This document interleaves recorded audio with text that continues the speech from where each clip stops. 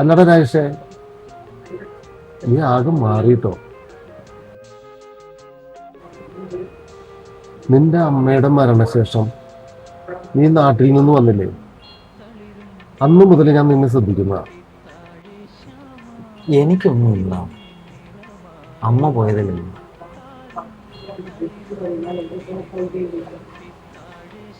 എനിക്ക് അവളെ ഒന്ന് കാണുന്നു. ആരെയാണ്? ഭാര്യയാണോ? അവൾക്കൊന്ന് ഡ്യൂട്ടി ഇല്ലേ, പിന്നെ എങ്ങനെ കാണും? കല്യാണത്തിന് ശേഷം ലീവ് കുറവായതുകൊണ്ട് അവൾ ഇവിടേക്ക് വന്നതാ. അതിന് അവരെ കുറ്റം പറയാൻ പറ്റുമോ? ഈ ഗൾഫിലെ നേഴ്സ് ജോലി എന്നൊക്കെ പറഞ്ഞാൽ അങ്ങനെയല്ലേ?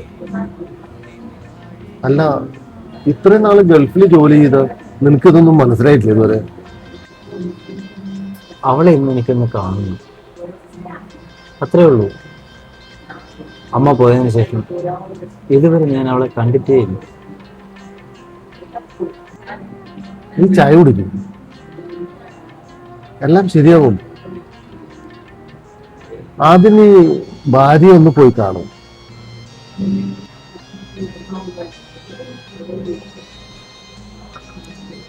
എന്തായാലും എനിക്കിന്ന് അവളെ ഒന്ന് കാണുന്നു. എല്ലാവരും പറയുന്നു എനിക്ക് സുഖമില്ല. ഈ ലോകത്ത് അവളല്ലാതെ എനിക്ക് മറ്റാരണം.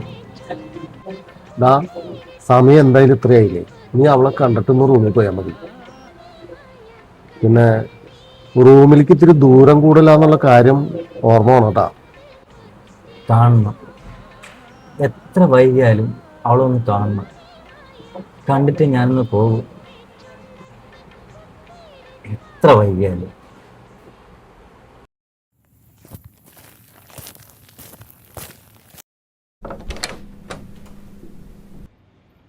എപ്പോഴാ വന്നത്? ഞാൻ രാവിലെ വന്നതാ. എൻ്റെ സുഹൃത്തുണ്ടായിരുന്നു കൂടെ. അപ്പൊ മരുന്നെല്ലാം കഴിക്കുന്നുണ്ടോ?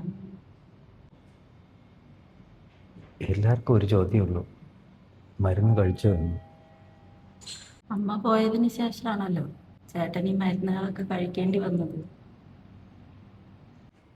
ശരിക്കും എന്നെക്കാളും കൂടുതൽ ഇഷ്ടം അമ്മയോടായിരുന്നു.